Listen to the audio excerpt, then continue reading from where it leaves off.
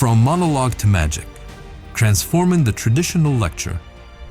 Dr. Shady Abuyusef, founder of British E-Training Center, former head of teacher training and program development at Future University in Egypt. Good afternoon, everybody. Thank you so much for joining us today with another guest speaker. My name is Ahmed Chalabi, and I'm going to facilitate this session with Dr. Shady Abuyusef. Before I hand over, I would like to give a quick introduction of Dr. Shady, his background, and I will hand over to him. Dr. Shady Abuyusef is a noted ELT figure and a teacher trainer, the founder of British Center, and also is a Cert PT assessor, CELTA, Cert TESOL, and TEFL tutor. Dr. Shady is a CELTA tutor at the AASTMT, Arab Academy for Science, Technology, and Maritime Transport. He is also former head of teacher trainer and program development at Future University in Egypt. The session is going to be about transforming monologue into magic, transforming the traditional lecture. I wish you an enjoyable session, and I'd like, without further ado, to hand over now to Dr. Shady. Dr. Shady, over to you, and all the best. And actually, I'll be talking about different ways of lecturing. And what is the main aim of this session? The main aim of this session is to give you different ways of lecturing people that are more communicative and more creative.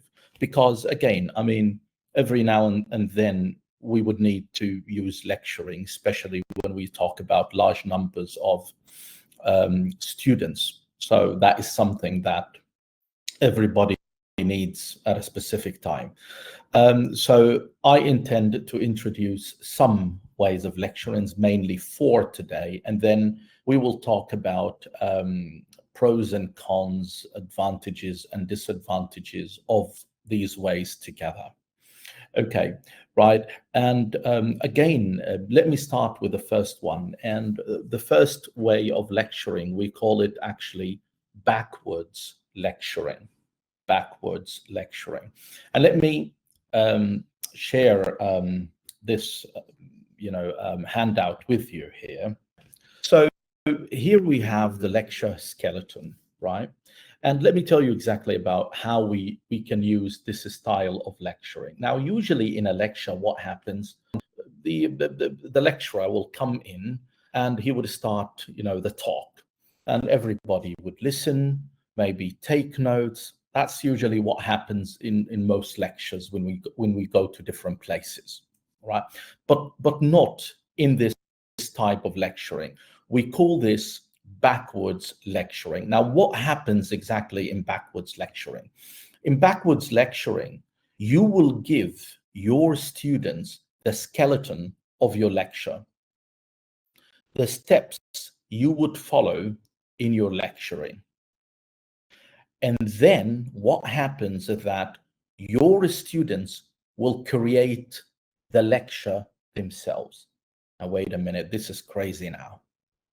So in this style, you are not going to deliver the lecture yourself. You're going to give your students the bullet points you want to talk about, and you will get them to sit and work in groups and build up the lecture. So let's imagine this situation. Let's imagine, for example, that you have 20 students in your class. Okay, and by the way, this can be also applied in teacher training. So it's not only about teaching students. If you're a teacher trainer, you can use that technique as well. So you've got, for example, now 20 students. You can divide them into 4 groups, 5, 5, 5, 5, and each 5 students would be doing what? They would take that skeleton that you see on the screen. Like, for example, here a topic about the pros and cons of social media.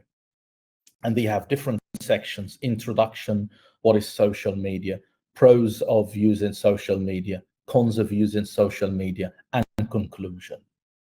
And then you get them to work together, okay, and prepare, and give them the time they need. And then you tell these people in the groups, you tell them like, you need to nominate a presenter, and this presenter will be the lecturer, and he will deliver the lecture later. Someone might ask me now, and what is the role of the teacher if this is what we do? Let me tell you this. Your job is a facilitator, okay?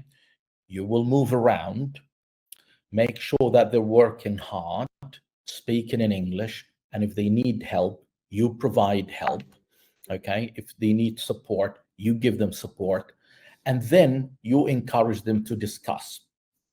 Now, the discussion during the preparation is very important. Why? Because it becomes a speaking task. You know what I mean? And that's really beautiful. It's a speaking activity now. Students are speaking a lot, okay? And then what happens is that we develop their speaking skills. Also, we can develop their vocabulary, topic-related vocabulary. Like, for example, the topic here is social media, which means that students will gain social media-related vocabulary. And also, we can focus on grammar, depending on what the topic is, what they're required to do. Now, once they finish this sort of preparation, what they need to do now is to nominate a presenter, as I said.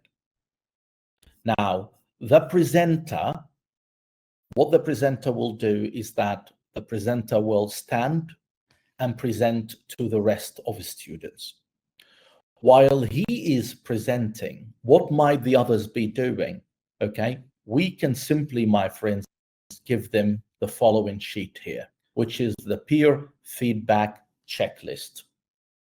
So they look at these points and then they can tick whether the presenter or the lecturer covered these or not.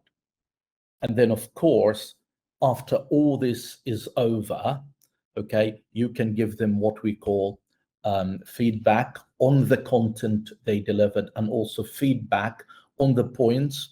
And finally, you can give them language feedback as well.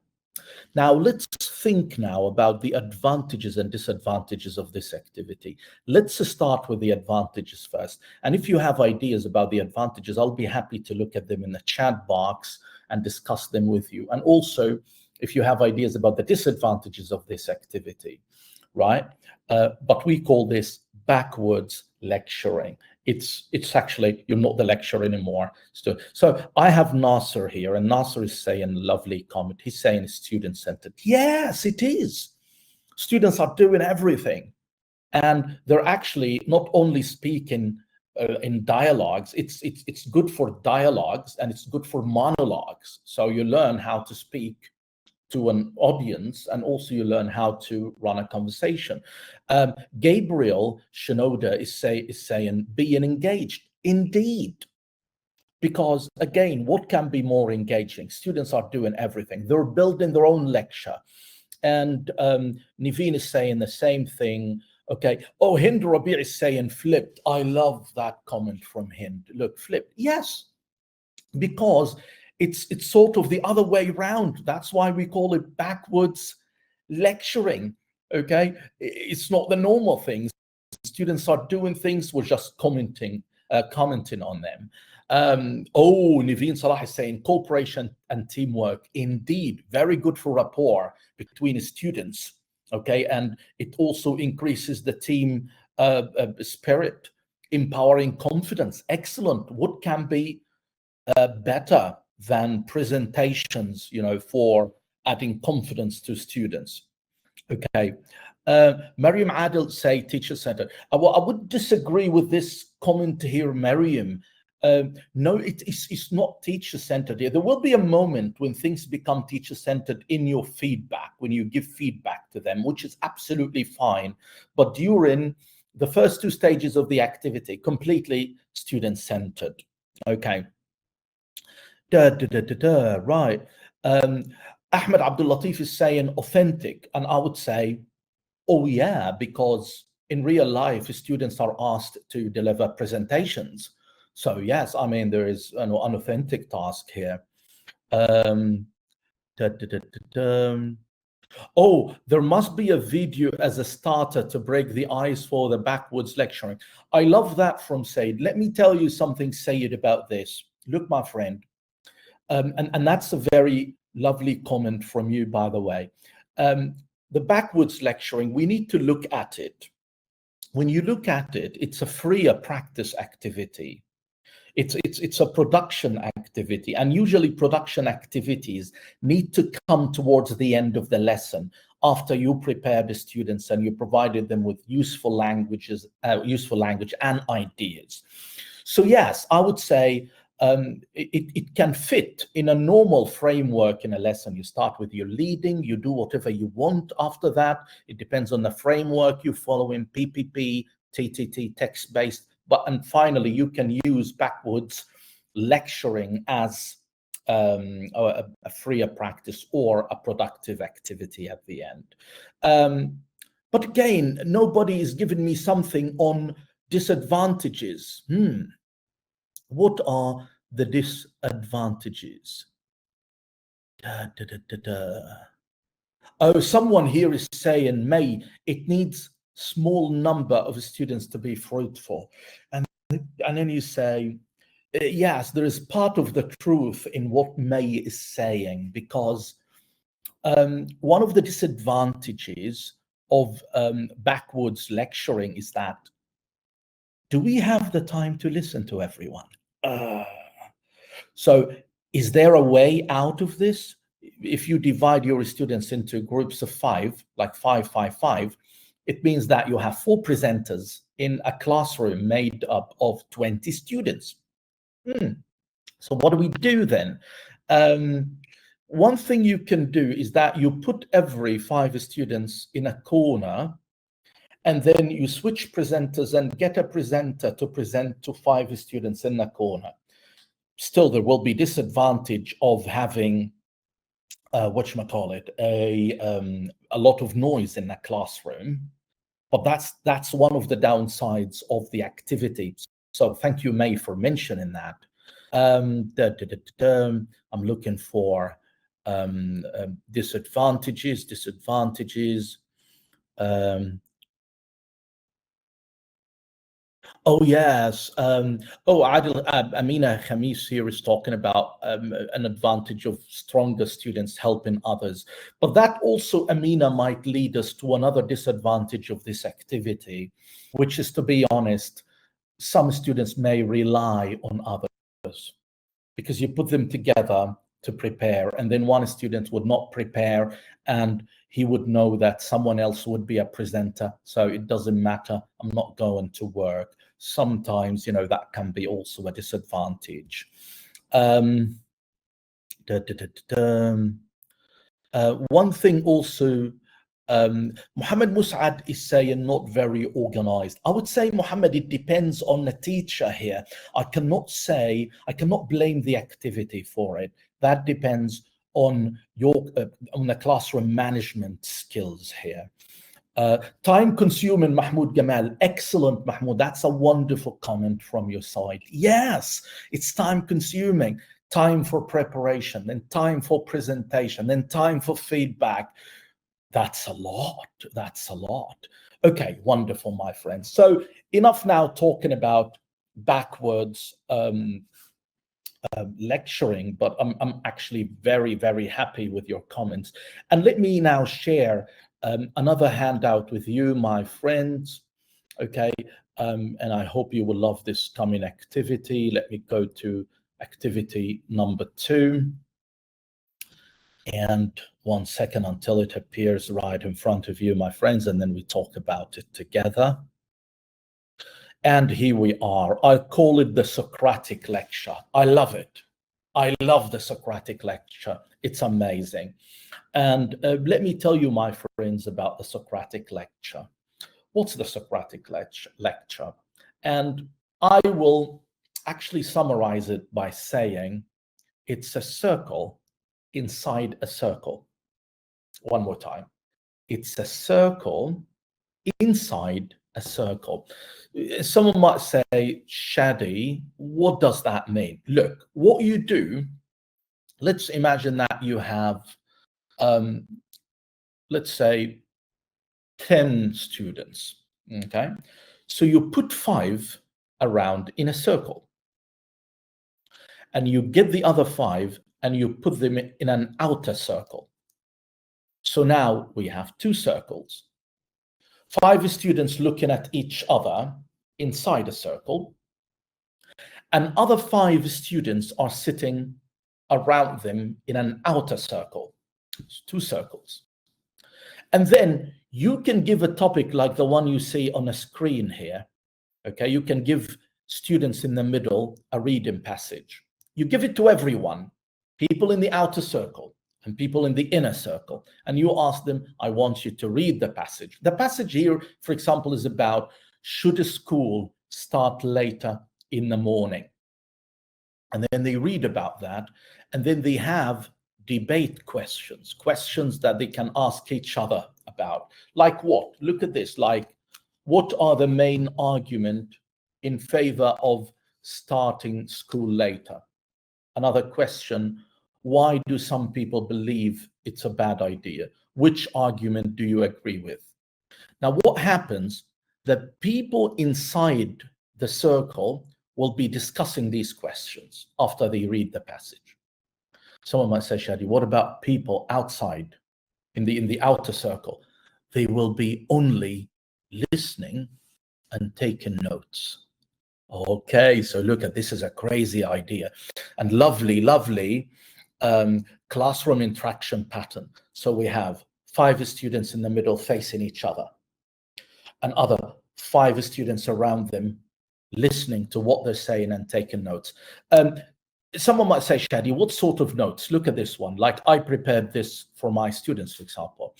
I said, key ideas discussed, and then they take notes, what I noticed.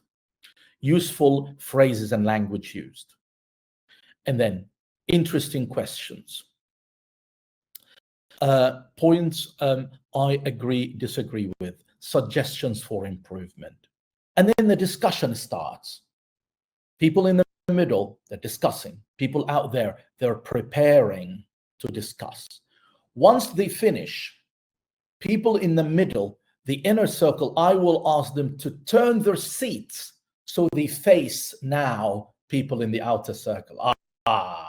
So in the first form of the activity, you have 5 students facing each other, but their backs are to people in the outer circle. And once they finish their discussion, I will ask people in the inner circle to turn around and face other people in the outer circle. And then people in the outer circle would start saying things like, oh, I loved the idea you discussed, but hey, wait a minute, I disagree with this point you said here. And they start a discussion. And we call this the Socratic lecture. Okay, so it's, as you see, it's all based on, a debate. Right. Now, I don't want you to worry about the material I'm going to send you.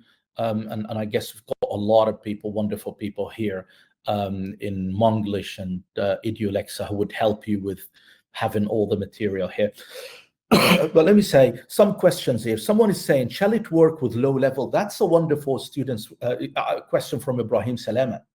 And Ibrahim, I say, I wouldn't recommend it with lower levels. And thank you for your question, Ibrahim. I would recommend it with higher level, intermediate, and more. And then someone is saying students can't talk much. I agree if their level is low. So that's why it is better to run this activity with intermediate, upper intermediate, advanced. And if you run it with those, students, they will speak like crazy, because I tried that myself in many classes. It's wonderful. Someone is saying it depends on the learners themselves, and everyone has his own biological time. Well, I would say you need to be careful as a teacher, because you know your students, you know whether they're ready for the Socratic lecturing or not, right?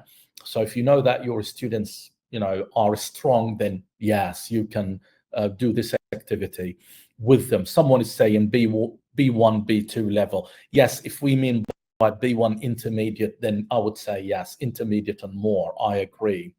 Okay, then, and it's a lovely activity for generating a lot of talk. Now it is time to talk about its advantages or disadvantages. And I love to hear from you on that, right? What sort of advantages do we have? What sort of disadvantages? Ahmed Ali is saying with independent students, I would say actually teachers are responsible for making students autonomous and independent by the sorts of activities they run, okay, in their classes. Amr Abdul Qadir is saying generate ideas. Yes, excellent, Amr. It's a lovely activity that gets students to create ideas and talk. Sarah Muhammad Abdullah is saying it enhances critical thinking. Thank you, Sarah. It does. It's all about debating and what can be better than this for critical thinking. Dina, oh, excellent, Dina. Dina is saying it's gonna be distracting if we don't explain the instructions clearly. Excellent comment, wonderful. It is. It's one of the activities that are very difficult. It will need a lot of ICQs. Like I always say things to my students like, okay, so people are in the outer circle. Are you going to interrupt your friends? No. Are you going to say anything while they're discussing? No. So what will you be doing exactly? Taking notes. Now, people in the middle, are you going to talk to people in the outer circle? No. So it needs a lot of ICQs, and you need to be, crystal clear so that students are not confused. Okay. Someone is saying, how can I use it in Kiji? I mean, I don't think this activity will work, okay, with children, because again, it depends on the ability of adults to interrupt each other politely, which is something that adults can do. But, I wouldn't recommend it with kids.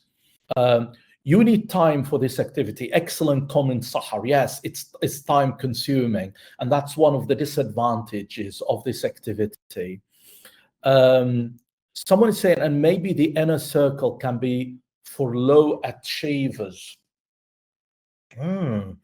Well, actually, it depends. It depends. Remember, people in the inner circle will be doing much work than people in the outer circle. Because remember, people in the outer circle, in the first part of the activity, they will be just taking notes, while people in the middle will be discussing. After people in the middle will finish the first discussion, they will turn around and discuss again with people in the outer circle. And this is another disadvantage of the activity, because it's the sort of unbalanced sharing from students. Like not all the students are, practicing the same stuff. People in the middle will be speaking twice, while people in the outer circle will be taking notes in the first part, and then they will be discussing in the second part. Someone might say, Shady, is there a way of overcoming this? Yes, by repeating the activity and changing the circle, but that would take unbelievable time. Then that would be very difficult. Someone is asking, what will the students in outer circle do while the other students are reading? If you look at the handout, you see they're taking notes on these areas, and you need to be very careful with the material you design for this activity. IHAB, because you need to design materials that would help the students with taking notes and discussing.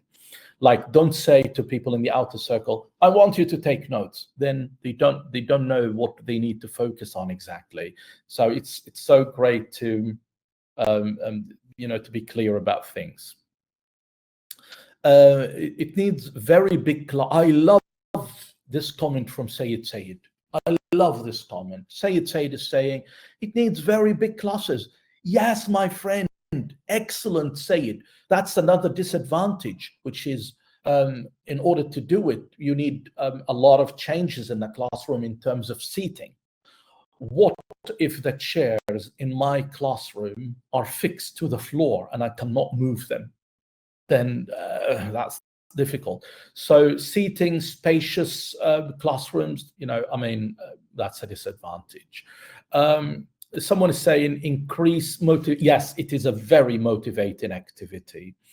Amina, I guess Khamis or Kamis, I'm sorry if I'm mispronouncing the name. What if the class mixed level? Well, then you need, my friend, to ask yourself a question. You're the teacher. You know your class better than anyone else. Can my class go through this activity and they can do it? Even weaker students can be helped by stronger ones. If you think it will be too difficult for your class as a whole, then don't do it, right? Because finally we need to cater, okay, to our students, and we need to give them something that they can actually do. Okay. Amr Abdul Qadir saying generating thoughts and brainstorming. Indeed, Amr. I love that. Husseini Azazi is saying, I believe it's great as long as the materials and the topics are age and level up appropriate. And I would say, Hussein, yeah, and what you're saying applies to every activity in English language, not only the Socratic lecture. Everything, has to be appropriate for the level, and also the topics need to be appropriate for the age. Excellent. Right. Now, my friends, let me take you to another activity, and let me share the screen one more time. And now we covered two types of lecturing now: backwards lecturing and Socratic lecturing, or the Socratic lecture. Let's go to handout 3 and see what we have there. Oh yeah, and I love this one, and I call it the Buzz Groups Lecture. The Buzz Groups Lecture. Now, and let me take you back to some sad memories. I don't know, maybe, they're sad for me, maybe they're positive for you, I don't know.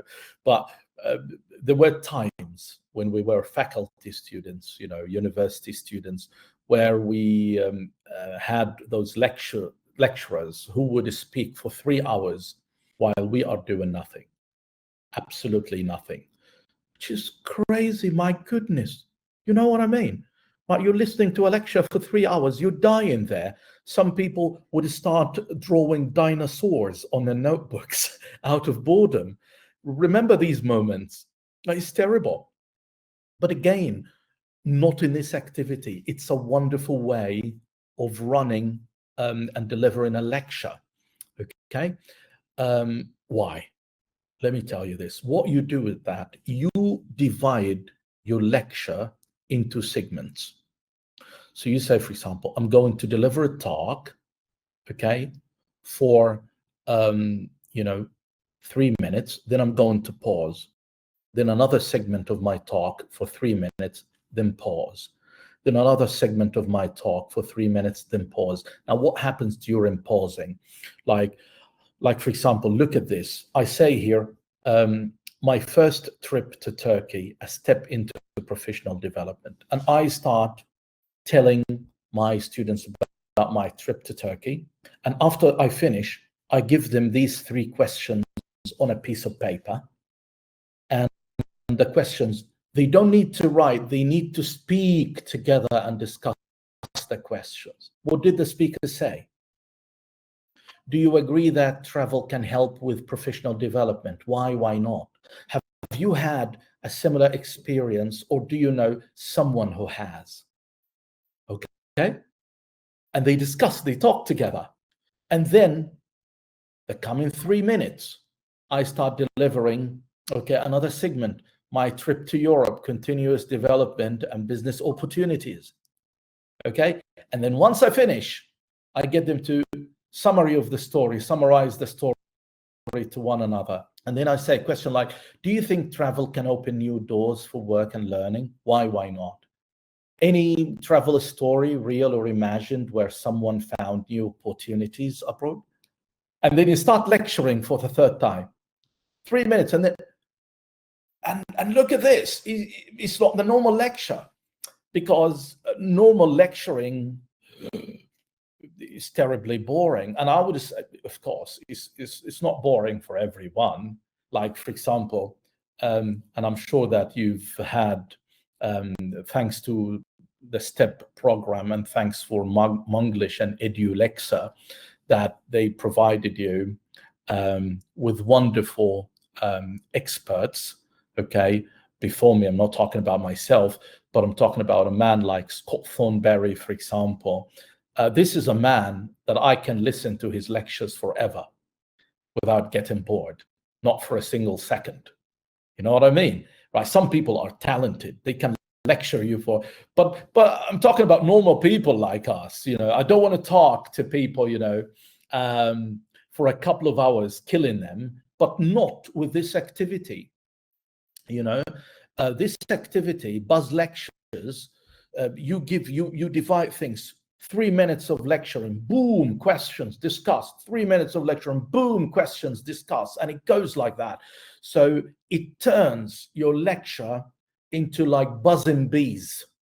Okay, everybody is working like crazy. And look at what Safa is saying. Safa is saying, encourage listening. Yes, it's a great activity for both listening and the speaking, because your speaking is based on listening carefully, which would lead us to what we call integrated skills activities, because you're integrated listening and speaking together, which is very natural. Husseini Azazi is saying, where does the name come from? Does it have a scientific background, or it is the outcome of experience? Well, excellent question, Azazi. I would say the name comes from Tessa Woodward. And it's actually, this wonderful activity is mentioned in one of her great books. And the book is called Ways of Teacher Training. It's a wonderful, wonderful book. And Tessa Woodward, she's like, wow, she's the queen of teacher training. Wonderful lady, and wrote a lot of books. And she called this activity Buzz Lectures, Buzz Group Lectures. And why did she call it that? It's because your students become like bees, you know? They're working so hard, they're working so quickly, they're discussing a lot, which changes the whole mood of the classroom. So instead of people sitting just like vessels being filled with information, no, they're actually sharing, interacting, responding.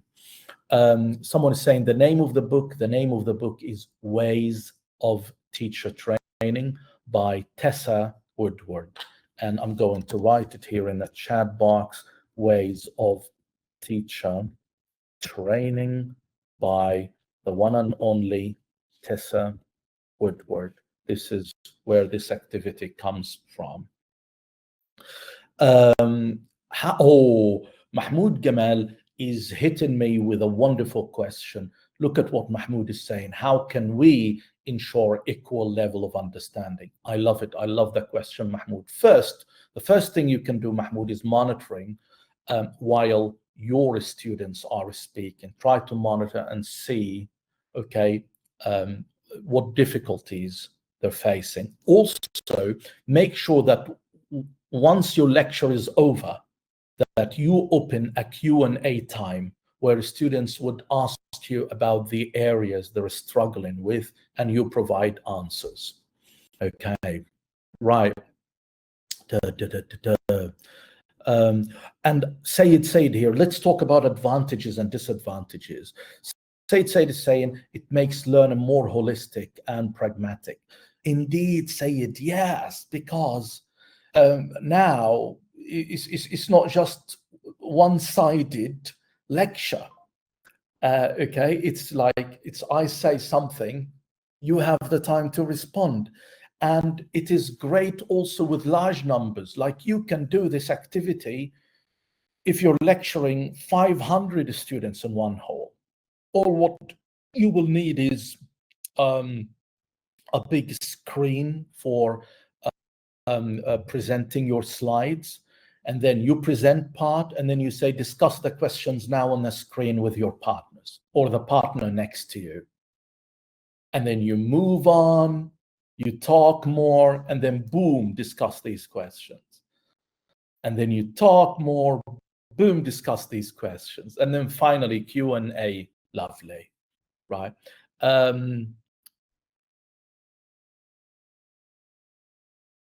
Okay. Thank you, Ahmed. Right, we have here, Marwa Gum'a is saying more energized. And I say, yes. Okay, there is a lot of energy in this activity. Sarah is saying it's freer practice. The crazy thing about this activity is that it's receptive and productive at the same time. At the very same moment, they receive input, output, input, output, input, output. Right. Umar Thabit is saying, how is it different from segmenting a listening text and having speaking questions? Well, actually, the only difference is that the lecturer is the teacher. So the source of listening is the teacher. And again, is that better? I would say, well, sometimes, yes, it is, because sometimes you need to lecture. Okay, you don't want your students to listen to a track, or you want to talk to them. And then while you want to talk to them, you don't want them also to be bored. And let me give you a quick example from my experience.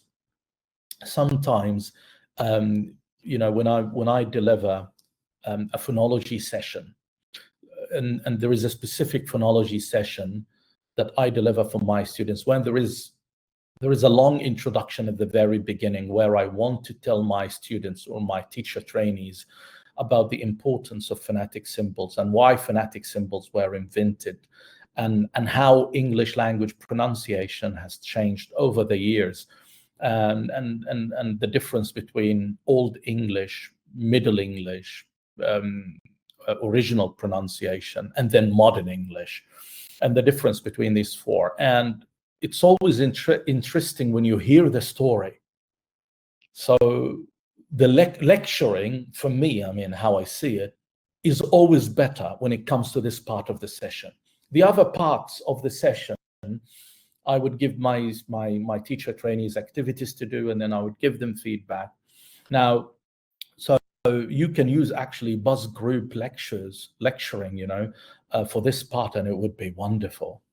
Amr Abdul Qadir is saying, what kind of assessment that I can use to estimate progress? Well, again, the sort of, you know, assessment that you would do here is the sort of kind of formative assessment that happens, you know, in every classroom, either through activities or stuff like that. So the best thing you can do, it depends on how many students you have. If we're talking about a class of 20 students, you can always monitor and listen to what they're discussing, and that would give you a clear idea of how much they got from what you said. But if we're talking about 500, then that's not doable. But you can always give them a Q&A after, you know, the lecture, to listen and see and answer the questions. Ahmed Abdul Latif Deep saying teamwork. Totally agree, Ahmed. It's very good for teamwork. Qasim Hussein is saying improving comprehension. Indeed, discussing ideas helps students internalize content. I love that comment. Wonderful comment from you, Qasim. Look at what Qasim said. Internalizing content. It's making the content you gave in the lecture their own, which is very, very, very important in learning. Okay, foster listening sub-skills, I agree. Oh, someone is saying, I always do it with my students. Well done on that, Ahmed Abdul Latif. Excellent, my friend. Okay. Oh, Sahar, that's a wonderful comment from Sahar. You look at Sahar is saying, accommodating attention spans. Yes, because the students cannot listen forever. You don't talk to them for 2 hours, and then you feel bad that one student, you know, is not there at all. Okay, so actually, this is really good. Okay. More motivating it is. Now, talking about Yusuf Shaban is saying you're applying the method now. Well, I hope I am. But again, it's the problem that we don't have breakout rooms. But so that's why. Okay, it's not practical. The examples I'm giving are not as practical as I wanted them to be. But again, with this big number, I believe it's a bit difficult. So all I can say is thank you so much for the wonderful organizers for all the great efforts they're doing. So, mashallah, I can see about 415 people attending, and so breakout rooms would be crazy. They wouldn't work actually with that number.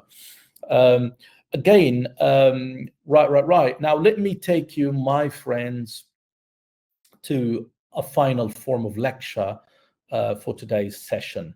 And just one sec, and here we are.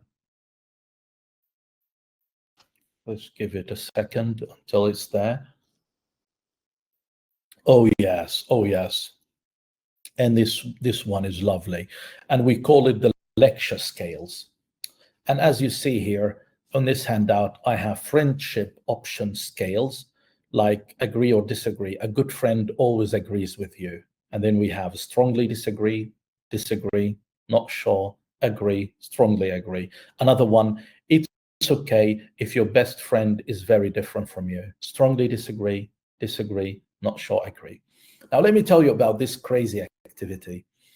We're used to scales. I mean, nothing new about scales. But what is new in this one is that you will give the scales to students to discuss. And then they agree, they disagree, and all that. And then after they finish their discussion, you're going to deliver the lecture. And through your lecture, they will see your opinions and see whether you agree or disagree with each one. Aha! So that is a wonderful idea here. So one more time. So imagine you're a teacher trainer, okay?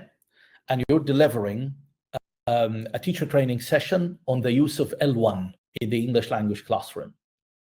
And then you prepare a list of scales for your teachers to agree or disagree. And then after that, you do what? After that, you deliver the lecture and you get them to see whether their choices were right or wrong. So it's a wonderful activity, okay? But why? What is so good about this one? Oh, someone is saying here, and this is Otmain and Osman al-Nusayri, if I'm pronouncing the name correctly. I tried this amazing activity with my students, but instead of using a scale, it was a discussion about whether they agree or disagree and what makes a good friend. Wonderful. And then after that, okay, you follow the lecture, okay, and that's the different point here. And so I was saying it makes students more attentive, indeed, because they discuss something and now they want to know your opinion. So now your lecture really matters because it follows a speaking activity. So a speaking activity followed by a wonderful listening activity, right? So your lecture now has a whole different, value for students. Ghada is saying preparing them for the lecture. Indeed, in a good way. Now they're more involved. Now they know what you will cover, what you're talking about, and they're eager to know the answers, because sometimes they will have different opinions from their friends. I say, no, I disagree with this here. So it's lovely. It can be used with teachers and it can be used with the students. So you can use it in input sessions and you can use it in English language lessons. Our friend Shuko is saying, I'm sorry, that's the name written, is saying it's a speaking activity. It is a speaking activity followed by a listening activity. So it is actually both in one. Brainstorming, yes, there is a lot of discussion, say it, in the scales task. Practicals for classes with many students. I guess it works, yes, with large classes as well, and also small classes. it always turns into debate among the students. I love it, and that's what we want, because debate means what? More talking. Because if you want to defend your opinion, you'll talk, and if you talk, then I win. I'm the English teacher. I want you to talk. It will generate a lot of vocabulary. Well, indeed. Interaction with each other. Muhammad Ghunaim, yes, true. Qasim Hussein saying lecture style scale spectrum from passive to active teaching method. Love that. I love the way you put it that way, because yes, now it's not passive learning. You're not just listening to a lecture, because what is the easiest thing in the world, but also the most boring, is that you have some information, you come and say them, and then you go. Know what I mean, right? But what is more lovely is that you include people in a discussion and you get them, to say their opinions. Ghada is saying you're building the knowledge. Yes. Ali Uddin saying it's clarifying a concept of French. It's actually, it helps with clarifying any topic depending on what you want to teach. And then Sahar is saying it's like a pre-teach. Yeah, sort of, right? It's just preparing them.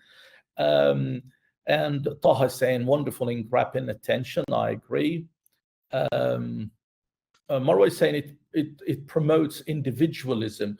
Well, there is a part. It's because you can run it in think, pair, and then share. So students can think on their own and also decide on their own opinions. Then they discuss with partner. Then they listen and see whether their opinions agree with the lecturer or not. The teacher can assess if the lectures are effective or not. Well, look, Ranim, your comment would be true if it is the opposite. If we give the lectures and then we give them the scales. But here it's the opposite. You give the scales first, and then the lecture comes as a sort of feedback. It makes the students enthusiastic to see if they're right or wrong. I agree with Esma on this one. Someone is saying integrated skill activity. Excellent, Sarah Muhammad. Yes, it is, because you start with a speaking task, and then the feedback on a speaking task is based on a listening task. So it is this and that. Mervat is saying a speaking, listening, and then more speaking and discussion. Active brains. Indeed, wonderful comment. Yes, it is. And also, I want you to think of, disadvantages, because remember, in English language teaching, there are no perfect activities. Well, everything has advantages and disadvantages. Giving the students self-confidence. Yeah, true. In small classes, more personal, interactive, suitable for group activities. Yes. Rather, it will transform the lesson as they feel their opinions are valued and included. Indeed, yeah. And again, also let me tell you about one of the beauties of this, that is adaptable, my friends. You know what I mean? You can adapt it on any topic, right? Okay. I mean, you can even present grammar with this, because these sentences can be, the present perfect is used when da da da da da. The past simple is used when da da da da da. And then students can say, well, no, I disagree. We cannot use the present perfect when we have a definite time. And the other one is saying, oh, well, wait a minute. Can we use the present perfect with today and tonight? Is that possible? And then finally, you start clarifying. Wow. Well, you can use it also for clarifying language. Okay, wonderful. So it's a sort of a guided discovery activity, followed also by lecture, or what we say explanation. So it's this and that. So again, my friends, I'll be happy to now receive questions, okay, and answer them. And I would also love from the wonderful moderators to notify me when time is out, Okay, but Omar Thabit has a question here. He says, do you think that true lecturing in general is foreign to language teaching classes and more suited to content-based ones? Just trying to reflect here. Excellent. What an excellent question, Omar. I love deep questions. Well, indeed, Omar, lecturing is great for teaching content. But remember, language appears in a content.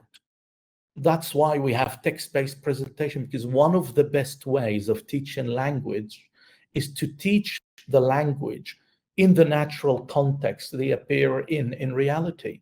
And this is why we can, in a wonderful ways, use lecturing for that purpose. Okay. Thank you, Hasna, for the comment. Thank you so much.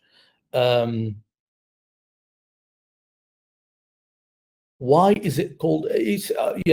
Sarah is asking, why is it called a scale? Because as you see, you have it's a scale of strongly disagree, and then at the end of the scale is strongly agree, right? So yeah. But names are not important. The most important thing is the essence of the activity. Mustafa is asking, which is better, analytical rubric or holistic rubric in assessment? Well, again, I mean, if the question is your question related to the lecture scales here, okay, well, I would say, well, it depends. My answer here, well, it depends on what you're assessing and the purpose of the assessment, because that sounds to me like more of a general question, okay, that I would rather leave for people specialize more in assessment, okay, or more specialized in that than me, okay. But again, my understanding would say it depends on the purpose of why you're running this assessment and what you are assessing exactly, right? Again, holistic assessment would be more about, speaking, okay, listening to students speaking and listening and looking at the students writing, and this has a lovely purpose regarding fluency. Okay, usually, analytical rubrics would be more about, pronunciation, kind of coherence versus, coherence and cohesion, punctuation, these areas. It's very beneficial also for accuracy, so this and that, but it depends on what you're trying to assess exactly. Going for, oh, thank you so much. It might be a fuss due to, Sahar is saying here, and I'm sorry that I'm going to Sahar comments, she's talking about a disadvantage. She said there might be a fuss due to disagreement, so ground rules should be drawn prior to the, well, yeah, usually sometimes the students can have an argument if your choice of the topic, if you chose a sensitive topic, like for example, we try to avoid talking about Al-Ahli and Al-Zamalek in our classes, because we know that sometimes, football fans can go crazy and they can, cause problems. Also religion, we try to avoid discussions related to religion in our English language classes, discussions related to alcohol, discussions related to sex, discussions related to some issues. So again, a teacher needs to be very smart. Also, you need to choose a topic that, yes, the students might be heated and have different opinions, but not to the degree that they can have an argument in the classroom.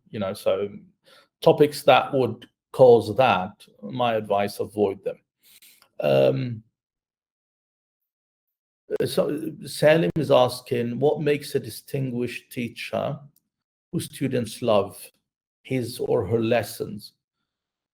I would say first, a distinguished teacher is a teacher who loves what he does. Okay, so you love what you do.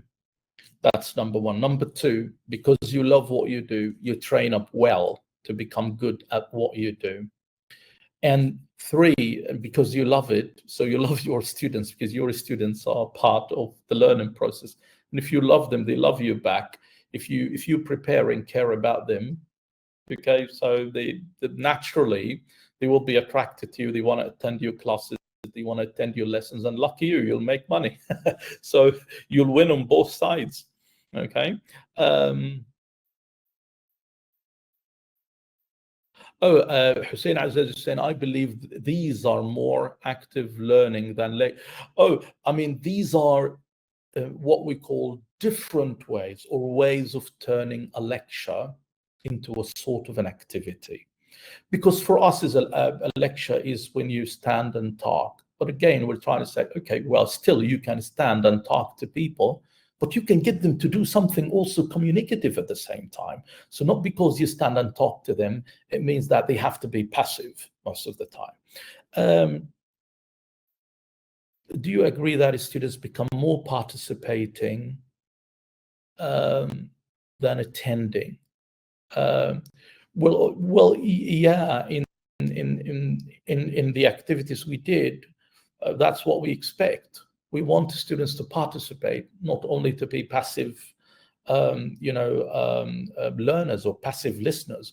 And I attended so many conferences, and in some of these conferences, one of the most hated versions of lecturing is even when the lecturer is not talking to people. He's talking from the slides, when they put slides up there and then they start reading from them. I'm not against slides. Slides are great. I'm not saying they're bad. What I'm saying is you cannot write everything you want to say on a slide and then you come and read it, because you could have sent it then to people and they could have read it at home. So again, what we're looking at, we are looking, my friends, at a form of lecturing where people are participating and talking. Okay. It's a creative way to teach a student that arguments and points posed in different discussions are not only about being black and white, an extreme way. They can still moderate things and consider what is missing. Well, Yusuf Shaban, well, there is a school in English language teaching that would support what you're saying, Yusuf. There are some people that would say English language teaching has to be free. There shouldn't be any censorship on any topics. But also there are so many people who go against that stream, because it depends on how free can we, when discussing things, do we have to cater for the culture of our students, or we forget everything and we're free to discuss whatever we want? Well, I'm actually from the stream that calls for respecting students' cultural background, so that we don't get students, to get out of the learning of the context learning, and then they become angry over things that might, collide with the culture. Do you think social media has had a net positive or net negative impact on society, and why? That's a tough question, but I would say I think it's good for us. I look at what we're doing now. It's social media also, right? So that's a positive form of social media. But of course, there are a lot of negative also, a lot of negative impact because of social media on society. So it's this and that. Is lecturing effective in online teaching? Oh, some of the activities we did today can be easily run online. Like this scales activity, you can give it to your students, send them to breakout rooms, and then they discuss. Once they finish, you bring them back and you start giving them the lecture. Okay? I am against using something all the time. Okay? What I would advise anyone, have different ways of doing things so your students are not bored. Okay? I think reducing TTT inside the lecture is the most effective way to enhance the students' production. Look, my friend, look, Muhammad Ghunaim said that. I would say, look, Muhammad, TTT for us is unnecessary talk. Not any talk inside the classroom is TTT, because teacher talk sometimes is very important. When you're clarifying language, it's very important. But when you clarify language more than it is needed, this is TTT. So TTT is not any teacher talk. It's unnecessary teacher talk. That's why we have something that we call QTT, quality teacher talk, okay? And in these examples, that's quality teacher talk. It's teacher talk, but it's sort of listening activity for students, okay? We try to respect our cultural backgrounds, but in curricula discuss some sensitive topics where I try to defend our culture, but still deliver the content. I would say, Hagar, yeah, of course. If you think that the course book goes against the culture, then yeah, you need to put something in there. I mean, I would do the same. Yeah, fair enough. Like I remember, and that's a very good example. It was on a CELTA course that I was delivering years ago in South Africa. And there was a lesson, I guess it was about drinking. Alcohol and beer and that stuff things, you know. It was called the night out, and I had this candidate. He was a wonderful South African candidate, and he was a Buddhist guy, and attendees were Christians and Muslims from different, I guess, Christian students from the Congo, and Muslim students from Somalia and Rwanda, I believe. So it was a mixed class. And all students were really conservative, the Muslims and Christians. So he was asking them at the very beginning of the lesson about the topic, saying things like, what do you do when you want to spend a night out? Which bars do you go to? So Muslims say, no, we don't go to bars, we go to the masjids. And the Christian students say, we go to the church, we don't. So, but he was a very smart teacher, very smart.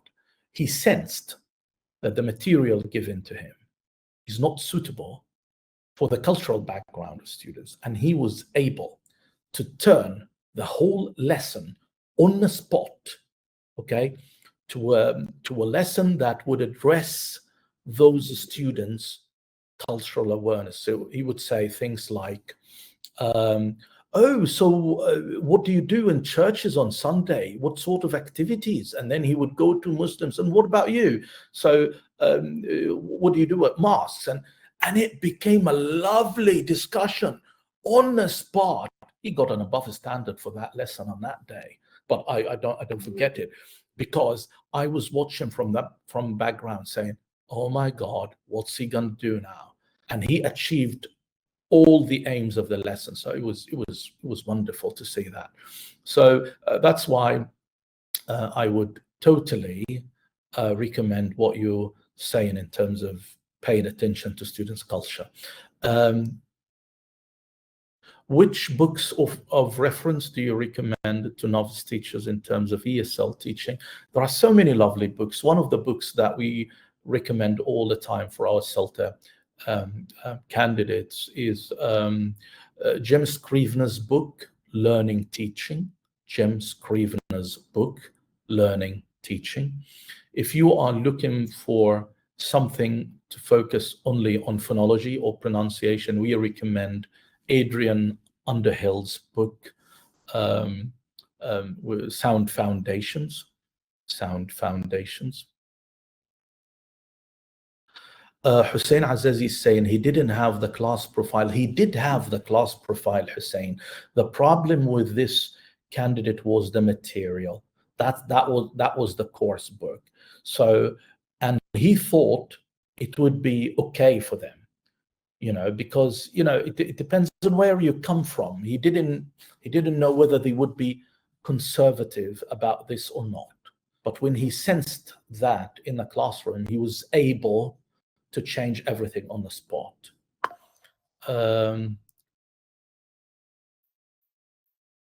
Hani is saying lecturing is a smart form of teaching, but effective teaching often requires a mix of methods to engage students and enhance learning. I can't agree more. I can't agree more. Yes, of course. Principled eclecticism. Choose the best from every method, the best from every approach. Combine that together and you're there. Sharing the name. I'll write you the name. So we have Jem Scrivener's book, Learning Teaching. That's it. And also Adrian Underhill, Sound Foundations.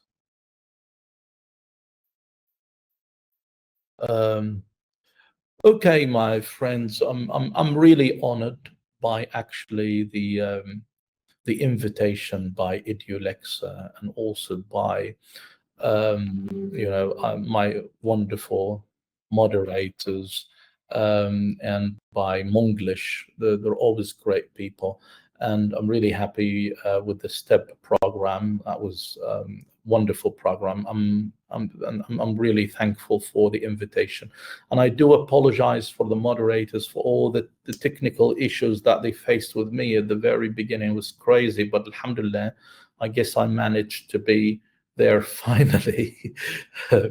Thank you, Mohammed Shalabi, for everything.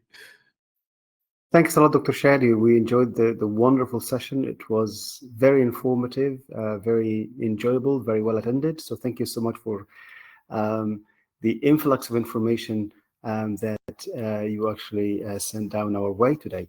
Thank you so much, everyone, for your continued participation and for your keen interest in the STEP sessions. Join STEP today and take your teaching to new heights.